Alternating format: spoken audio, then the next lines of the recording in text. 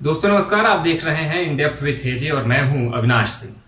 Bollywood actor Aamir Khan का Turkey के राष्ट्रपति रेसेप तैयब एर्दोगान की पत्नी एमीन एर्दोगान से मुलाकात इस समय विवाद का विषय बना हुआ है।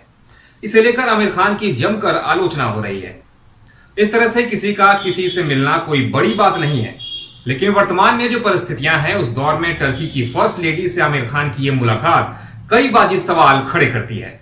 सबसे पहला सवाल यह कि जब इस समय टर्की की सरकार एंटी इंडिया एक्टिविटीज में लगी हुई है तो आमिर खान ये मुलाकात कर देश को क्या मैसेज देना चाहते हैं।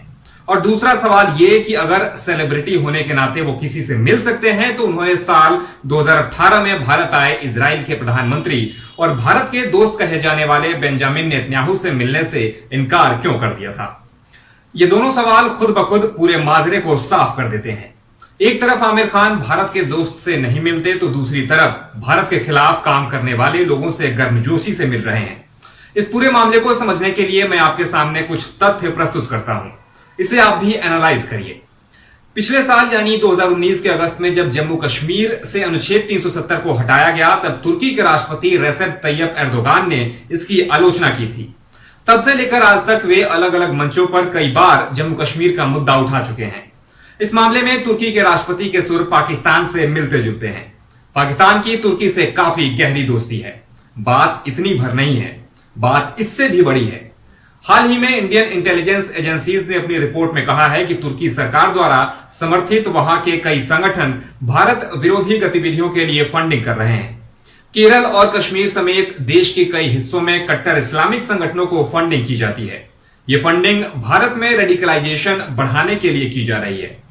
इस रिपोर्ट में यह भी कहा गया है कि एंटी इंडिया एक्टिविटी के मामले में पाकिस्तान के बाद टर्की अब दूसरा बड़ा हब बन गया है। रिपोर्ट में यह भी बताया गया कि टर्की लगातार कई सालों से कश्मीर के हार्ड लाइन सेपरेटिस्ट लीडर्स को भी फंडिंग करता आ रहा है। इसके अलावा भारत में रिलीजियस सेमिनार्स के लिए भी फंडिंग करता रहा है। इन सभी गतिविधियों में पाकिस्तान टर्की का सहयोग करता है। कहा जाता है कि अंतर्राष्ट्रीय संबंधों में कोई देश न ही किसी का परमानेंट दोस्त होता है न ही दुश्मन होता है। सब कुछ राष्ट्रहित के अनुसार तय होता है। अब ऐसे में सवाल उठता है कि आखिर टर्की के राष्ट्रपति और वहां की सरकार ऐसा क्यों कर रहे हैं। पिछले 18 सालों से एर्दोगान टर्की की सत्ता में काबिज है। पश्चिमी एशिया या अरब वर्ल्ड में वैक्यूम को देखते हुए एर्दोगान का यह लॉन्ग टर्म प्लान है, जिसके तहत वे वैश्विक स्तर के नेता बनकर अपने आप को मुसलमानों के रक्षक के तौर पर पेश करना चाहते हैं, बिल्कुल ऑटोमन एम्पायर के कैलिफ्स के ट्रेडिशंस की तरह। इसी राह में टर्की पावरफुल इस्लामिक कंट्री बनने की ओर अग्रसर है। वर्तमान में इस्लामिक वर्ल्ड में सऊदी अरब का दबदबा है और इसका कारण यह है कि उसकी अमेरिका और इजराइल जैसे देशों से गहरी दोस्ती है। सऊदी अरब के इस डोमिनेंस को काउंटर करने के लिए टर्की लगातार कोशिश कर रहा है। इसके लिए वो पाकिस्तान, मलेशिया जैसे देशों के साथ मिलकर वेस्ट एशिया के जियोपॉलिटिकल सिनेरियो को रीशेप करना चाहता है। आपको यह भी बता दूं कि पश्चिमी एशिया के देश जैसे सऊदी अरब, यूएई, इजराइल, अमेरिका, यूरोप और भारत जैसे देशों की घनिष्ठता है। वहीं इन देशों के खिलाफ जो भी कंट्रीज हैं उन सभी को मिलाकर टर्की एक अलग गोलबंदी करना चाह रहा है।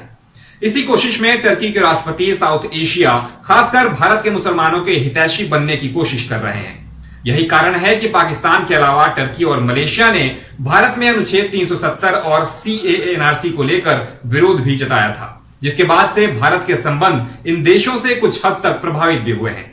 इसमें एक तथ्य यह भी है कि 2014 के बाद से सऊदी अरब, यूएई और अमेरिका से भारत की दोस्ती और गहरी हो गई है, जिस कारण से पाकिस्तान इन देशों से दूर हो गया है।